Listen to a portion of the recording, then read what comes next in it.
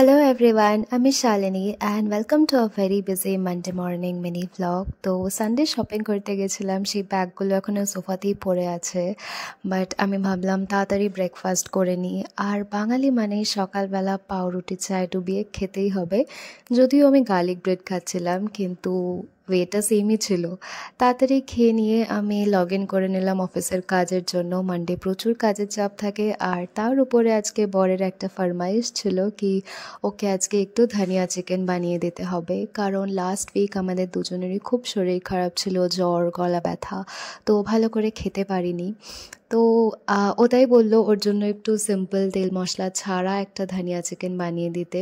আর আমার রান্নার দিদি সবই মোটামুটি রেডি করে দিয়ে গেছিলো, চিকেনটাও ভেজে দিয়ে গেছিলো, তো বেশি টাইম লাগেনি। আমি জাস্ট চটপট চিকেনটাকে একটু কষিয়ে জল দিয়ে ফুটিয়ে তারপর নামিয়ে দিলাম। বেশি টাইম লাগেনি আমার করতে। বাকি রান্না সব দিদি করেই দিয়ে গেছিলো। আর এটা রেডি আমার ধনিয়া চিকেন। কেমন হয়েছে আমাকে নিশ্চয়ই জানাবেন। তেমন একটা খারাপ রান্না করি না আমি যদিও। আর তারপর ভাত খাওয়ার বেড়ে নিলাম দুজনেরই। আমি ভাত খাচ্ছিলাম, ও রুটি। আর তার সাথে আমাদের আজকে ছিল মুগ ডাল দিয়ে লাউয়ের তরকারি আর লাল শাক। দেখা হচ্ছে আবার আপনাদের সাথে পরের ভিডিওতে।